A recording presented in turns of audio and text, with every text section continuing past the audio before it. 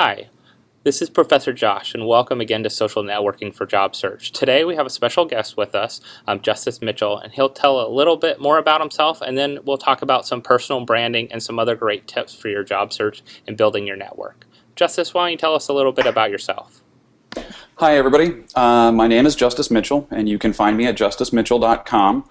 That would be sort of the epicenter of my personal brand. And I, professionally, on a day-to-day basis, work as the global director for social media for a IT solutions company called Kaseya. This is very new to me. I have been on the advertising end of the world, if you will, for about 20 years. And inside of that capacity, I have worked for a half a dozen agencies. You can certainly find me on LinkedIn.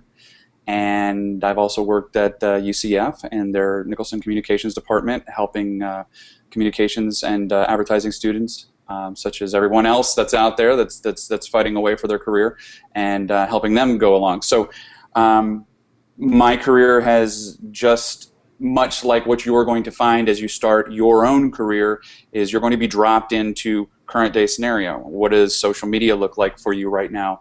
What does online look like for you right now? Where is web design, mobile design, tablet development? Where are all of those things? And for me, it was in about 1993-94, which was really the birth of what we consider the formal internet, if you will. And you're going to just probably kind of make your way, as we all sort of have that have been, in these waters for as long as we have.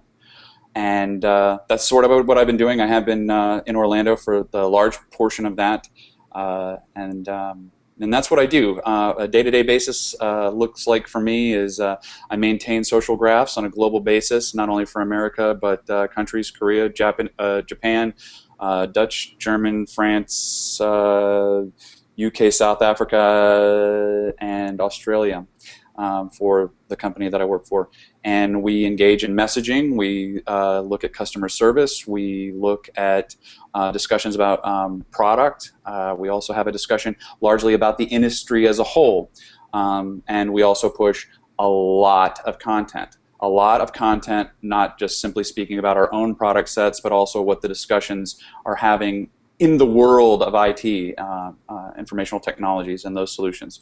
So it's important not simply to speak from a thought leadership standpoint, but also talk about the industry as a whole, because you don't want to just dominate the conversation like I'm doing right now. So I know you talked about personal branding before and really focused on that. Now, these students we're talking with probably won't be social media. They won't be going into social media careers. They'll be going into probably IT careers, that kind of avenue. So what do you think personal branding will do for them as IT or future IT employees? I think that anytime that you establish what I refer to, and the industry refers to as thought leadership, that's sort of the buzz term. Anytime you separate yourself from your competitive set, which is if you turn your head left and right in this room right now, everybody around you is either A, part of your Rolodex, or B, they're going to be a competitor of yours. And possibly that may very well be interchangeable, because they're probably part of your Rolodex and may very well be out there looking for a job or inside of another agency or a tech solution. But I think what's important is when you start to think about developing a personal brand, whether you write a blog, you manage multiple social channels such as Facebook pages or Google Plus pages, or you produce videos like this type of content, genuine educational content, or put out PowerPoint presentations, put them up on SlideShare, or whatever your thought deployment is that speaks to the sincerity and your authenticity around your discipline, your education, and your view. You need to come across with your own voice, because you could regurgitate anything else that's out in the industry. 10 points on how to do X, Y, and Z, and it's about this, that, and the other thing. But you know what?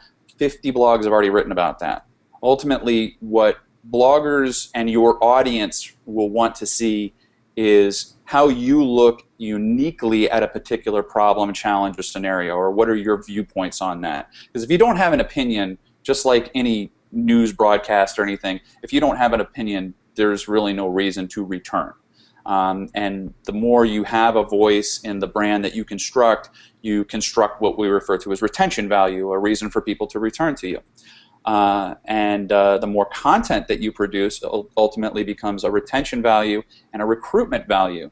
So you write blog posts, you talk about the industry as a whole, you might do reviews on, say, software or the industry, and you may very well look at another blog post and sort of reinterpret what they wrote about and say, I agree with this and I disagree with that, and here are the reasons why, but give an educational view about that. And I think that, again, that cites not only your ability to digest that education, but give a constructive criticism against or with that in mind.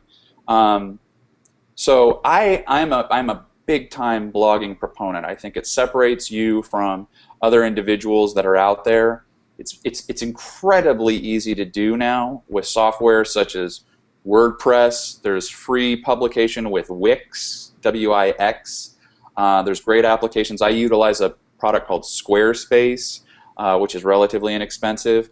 And there's a dozen other great little tools. Obviously, Blogger.com, but there's a ton of great little tools out there. It's an inexpensive way for you to separate yourself when you plant your resume up there, to also say, see my portfolio or see my, my thinking about our industry at this link, And I think what's incredibly important about when you start to establish that is two things: that you are consistent with the voice that you have talking about particular pieces of subject matter, albeit IT, social media, marketing, engineering, whatever your discipline is. You want to be consistent about that, and try not to suddenly divert with some sort of U-turn content, albeit whatever. I don't like X, Y, and Z, and it would be unrelated. So one of the things is you want to be consistent, and then be consistent about putting together what we refer to as a content schedule. Develop something that you say, once a week I'm going to write for, and maybe once a day I'm going to tweet, or I'm going to tweet X number of times a day, or X number of times to my Facebook, or whatever. That will also give people a reason to return, knowing that you are going to have and establish your voice on a consistent basis.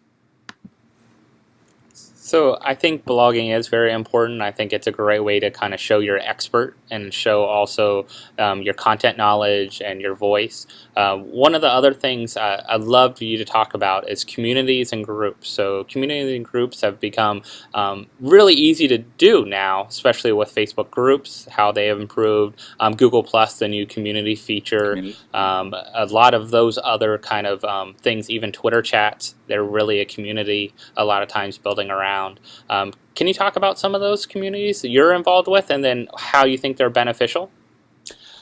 I mean, this is knocking it out of the park, and you're really taking it on what you would normally perceive as a somewhat of a granular level. But I belong to the Social Media Club of Orlando, company groups, if you will, here in Orlando. I'm also involved in larger groups such as IAGA and other large groups on LinkedIn within the discipline of my company, as well as the discipline of my interests. I'm involved in photography groups and app development and other things like that, and design groups, graphic design groups, because I still maintain a heavy design background.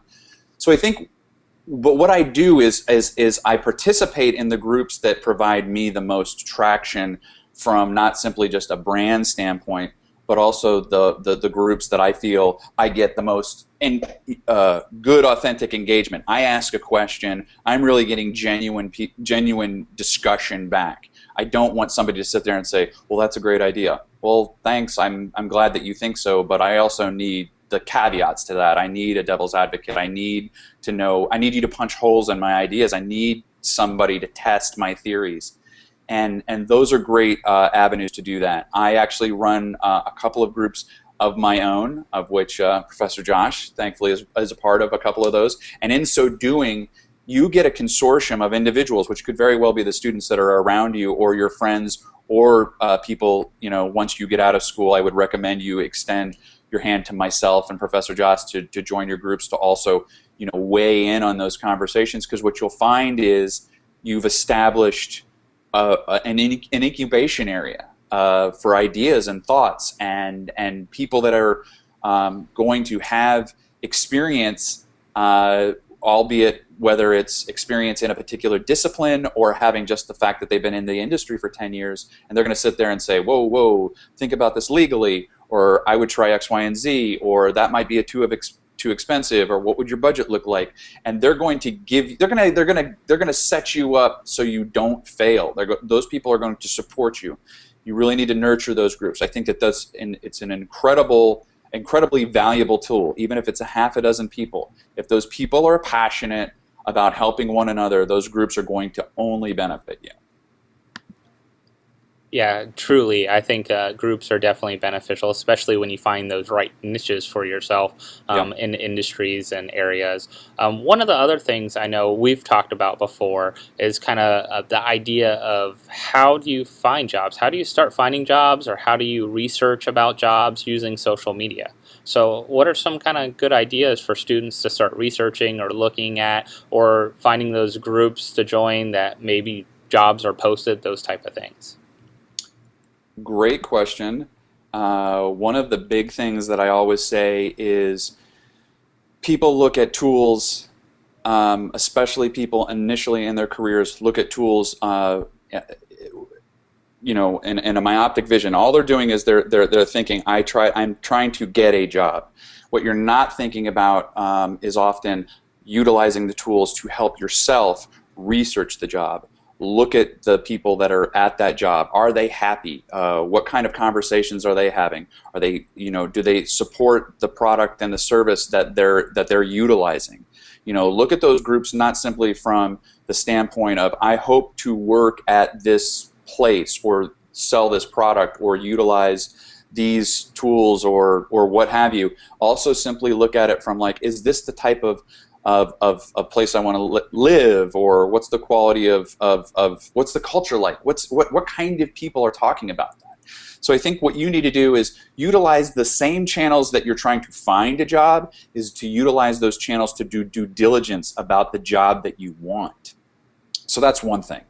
Secondarily, look for what I refer to as connectors. I happen to be a connector. A connector is an individual possibly that is within your groups that people send jobs to because they know someone or have a large enough Rolodex that people sort of seek them out and say, I'm looking for a creative director. I'm looking for a .NET developer. I'm looking for a mobile developer. And those types of individuals are good to sit there and say, to go to them and say, hey, do me a favor. Would you be willing to look at my resume and talk to me, and maybe you take them out to lunch or whatever? Not saying that you should buy me free lunch, but not a bad idea. But you do go to these people and you say, this is the kind of job that I'm looking for.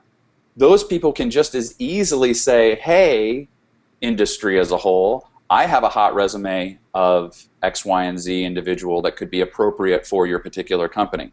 So kind of give your brand a little traction with those connectors. I think that going and you want to treat the groups that you're in with a level of sensitivity, but certainly reminding them maybe every other week that you're still looking or the kind of job that you're looking for. Another technique that I like is go do your due diligence about the particular company and try to find somebody that you feel would be an appropriate individual to meet with, have lunch with, or even in this environment, a Skype with, outside of an interview, and just say, what do you think of the place? Do you enjoy it? I would like to know what your thoughts for someone coming in would be for me.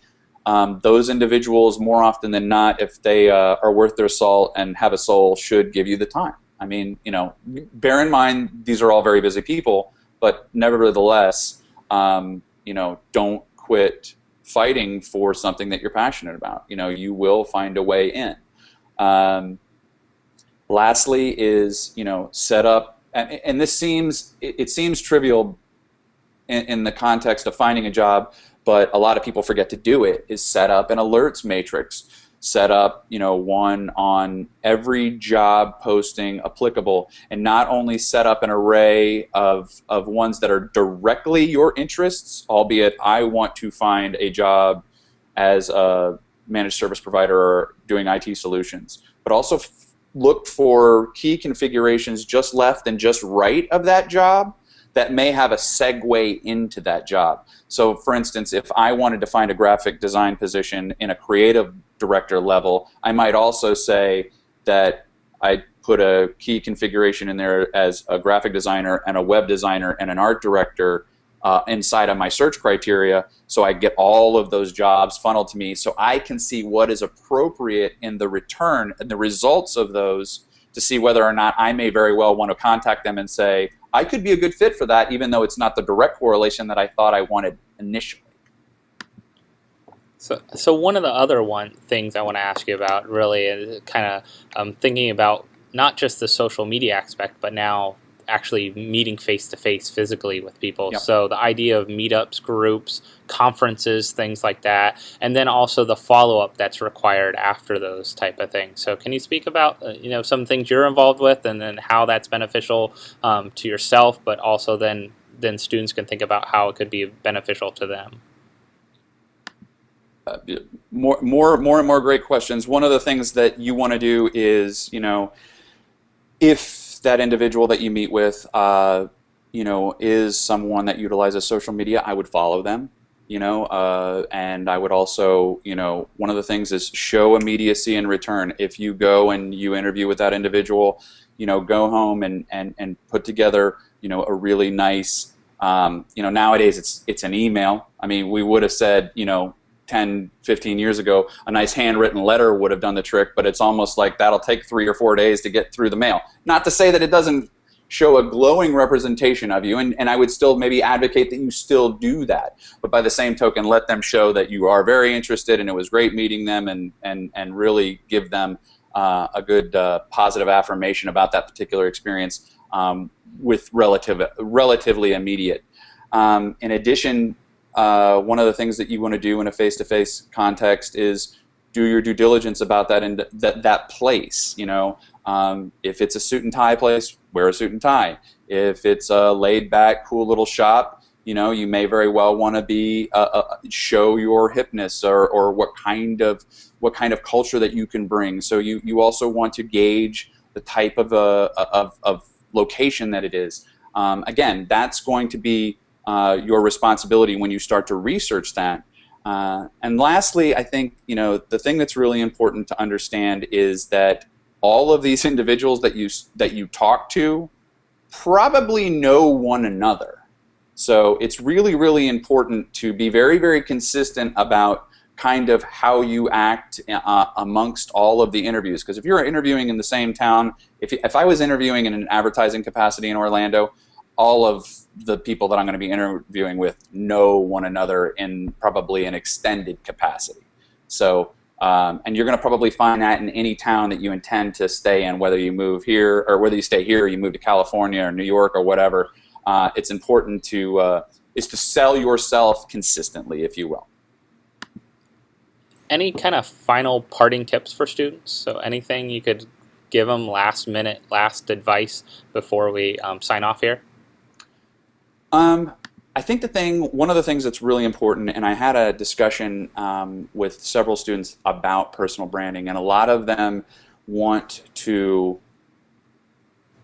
create a brand around themselves that they think an employer would want. So they make this almost false iconic brand of the perfect employee or the perfect representative to speak on behalf. And I want to choose my words wisely when I say this, but that's not always the best idea, because ultimately you are selling that brand, and that brand, if hired, has to live at that building or at that place or travel, and you have to sell off that brand. Because if you want to be clean-cut Clark Kent and you're really more hipster fun guy, maybe you should probably try to sell, something in between, something that the brand is comfortable with, because ultimately that's what you have to portray.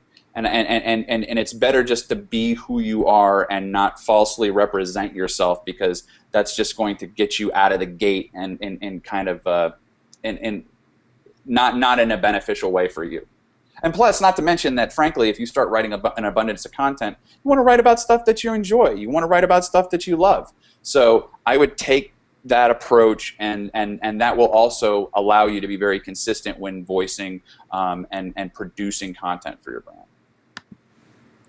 Thanks, Justice. I think these are some great tips and advice for students. And again, justicemitchell.com or at justicemitchell on Twitter. So thanks again for joining us, and we hope we can get some more great advice from you in the future. I'd be happy to. Thanks a lot. I hope to see you guys on the webs.